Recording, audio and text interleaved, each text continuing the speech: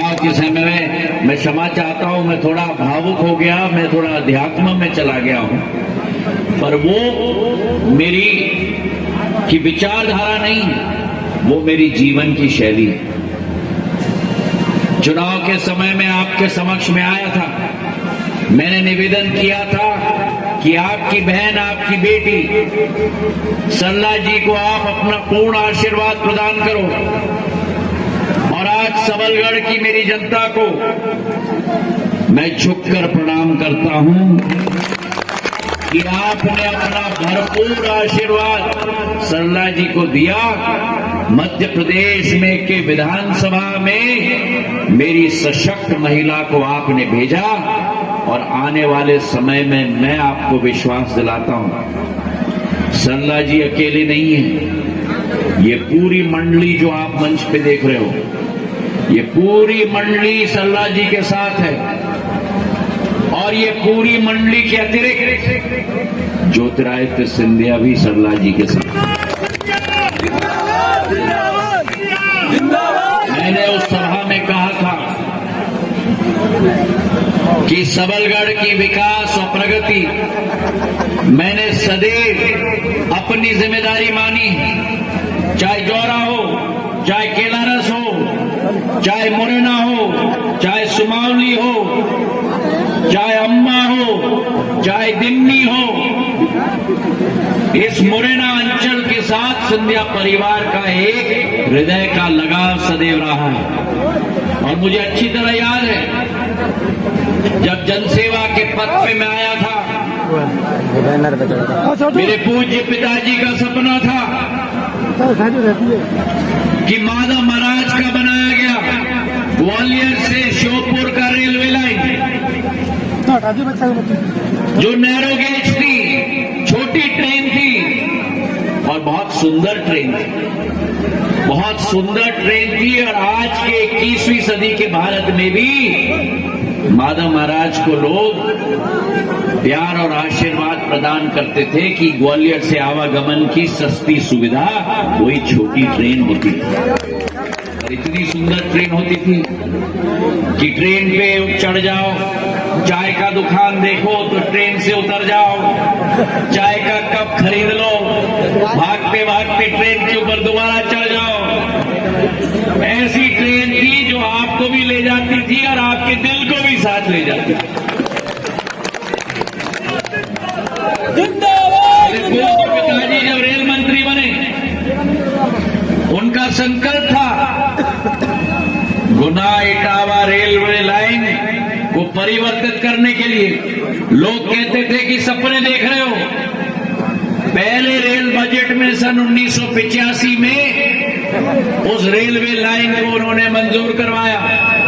आज गुना इटावा के बीच में ट्रेन दौड़ती नहीं है, ट्रेन भागती रहती है। और वैसे ही उनका सपना था कि जो उनके दादा माधव महाराज प्रथम ने ग्वालियर और श्योपुर के बीच में नैरो गेज की लाइन लगाई थी, उसे ब्रॉड गेज में परिवर्तित करना है। जो मेरे पूज्य पिताजी का सपना था, मैंने अपने जीवन में अपना धर्म माना।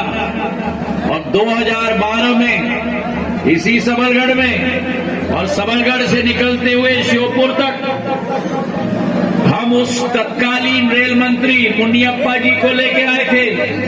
और श्योपुर के लिए उस समय हमने पॉलिटेक्निक और एक केंद्र विद्यालय भी दिया था। और उस समय के तत्कालीन मानव संसाधन मंत्री को भी मैं लेके आया था। और श्योपुर में बहुत बड़ी सभा की, 400 करोड़ रुपए की पॉलिटेक्निक और मेडिकल कॉलेज, और ग्वालियर से श्योपुर की नैरो गेज से ब्रॉड गेज की लाइन परिवर्तित करने के लिए 2000 करोड़ रुपए की योजना 2013 में हमने स्वीकृत की। उसके बाद उसकी कार्य प्रगति पे चली, सरकार बदली। और उसके बाद मुझे इस बात की खुशी है कि नरेंद्र सिंह जी और हमने दोनों जो बीज मैंने बोई थी, जो शुरुआत मैंने की थी, उस बीज में खाद और पानी डालने का काम एक ही हाथ से नरेंद्र सिंह जी और हमने दोनों किया, और आज हम दोनों की शक्ति के आधार पर आज ग्वालियर से मुरैना तक, केलारस तक और अब आने वाले दिनों में सबलगढ़ तक भी इतनी तेजी से लाइन बिछ रही है, आपको दिख रही है मेरे भाई और बहनों। ये विकास डबल इंजन की सरकार का विकास है। ये विकास प्रधानमंत्री नरेंद्र मोदी जी और वर्तमान के मुख्यमंत्री मोहन यादव जी के तीव्र गति के विकास के आधार पर संभव हो पाया है। और मेरे पास कई लोग सबलगढ़ और मुरैना से आए थे, बनवारी जी भी लेके आए थे। सबकी ये गुहार थी कि रेल लाइन तो बन रही है, बहुत अच्छी बात है, लेकिन बहुत सारी कठिनाई हो रही है। अंडरपास बनना चाहिए, और एक एक क्षेत्र में मांग उठी अंडरपास के लिए। क्यों? क्योंकि कॉलोनी उस तरफ भी है, कॉलोनी इस तरफ भी है, और आवागमन के साधन बंद, क्योंकि बीच में रेलवे लाइन आ गई। मुझे खुशी है आपको कहते हुए, और धन्यवाद देना चाहता हूं मैं अश्विनी वैष्णव जी, रेल मंत्री जी को। मैंने उनको पत्र लिखा, मैंने उनसे मुलाकात की, और 5 मैंने मांगे रखी थी ब्रिजेस की, 5 की 5 अंडरपास और ब्रिज मंजूर हो गई हैं पूरी लाइन के लिए। केलारस को गिनते हुए 7 हैं, कुल मिलाकर 5 मंजूर हो गए हैं, पर अभी भी रास्ते में मेरे सामने 2 और की मांग आ गई है। मैं आपको विश्वास दिलाता हूं, सरला जी आए, एदल सिंह जी आए, भारत मध्य प्रदेश सरकार भी बैठी हुई है, और मध्य प्रदेश सरकार और भारत सरकार हम दोनों मिलकर आपकी हर मांग को पूरा करने की कोशिश करेंगे, ये विश्वास मैं आपको दिलाता हूं। आपने सरला जी को अपना आशीर्वाद प्रदान किया। सरला जी, आप बिल्कुल कर्मठ तरीके से आगे बढ़ो, पूरा खाका बनाओ सबलगढ़ का। जो भी विकास और प्रगति हमें सबलगढ़ में करना है। क्यों? सबलगढ़ बहुत महत्वपूर्ण है। एक, क्योंकि नाम ही सुन लो, नाम में गढ़ी है, गढ़ है ना, गढ़ी है तो गढ़ है, मतलब क्या? सबलगढ़ मतलब ये गढ़ है मेरे मुरैना जिले और मेरे श्योपुर जिले के बीच में। तो इस गढ़ को मजबूत तो करना ही होगा, क्योंकि ये गढ़ मजबूत होगा तो इसका प्रभाव मेरे श्योपुर जिले में भी पड़ेगा, इसका प्रभाव मेरे समस्त मुरैना जिले में भी पड़ेगा। अब बहुत दिनों के बाद सबलगढ़ में भारतीय जनता पार्टी की विधायिका बनी है, तो मैं निवेदन आपसे भी कर रहा हूं, मैं निवेदन इनसे भी कर रहा हूं, पूरा खाका विकास और प्रगति का बनाओ। रेल की पटरी और ट्रेन नरेंद्र सिंह जी और हम तो दोनों ला ही रहे हैं, जो शुरुआत मैंने की थी। इसके अलावा आपके सड़कों का अंबार, औद्योगिकरण भी इसके आधार पर आएगा दोनों तरफ। मैंने गडकरी साहब से बात की है, औद्योगिक क्षेत्र हमारे रेल के कॉरिडोर के दोनों तरफ हम बनाने की कोशिश करेंगे, ये विश्वास मैं आपको दिलाता हूं। तो पूर्ण रूप से आप लग जाओ, और आप जितना भी मुझे परेशान करोगी,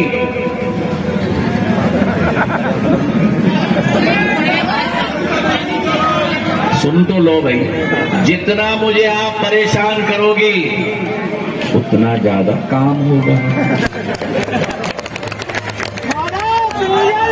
परेशान करने के बिना तो काम होता ही नहीं।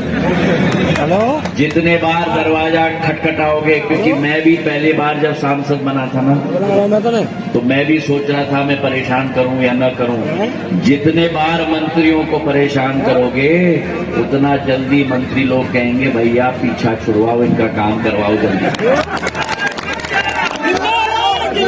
तो पूरी तरह से पीछे में लगना। अब आपके जिले में एक मंत्री जी हैं, ऐदल सिंह जी हैं, अपने आप बड़े कर्मठ हैं, फट फट फट करके काम करते हैं। इनकी रफ्तार भी वही है, दिग्विजय सिंह भी जान चुके हैं।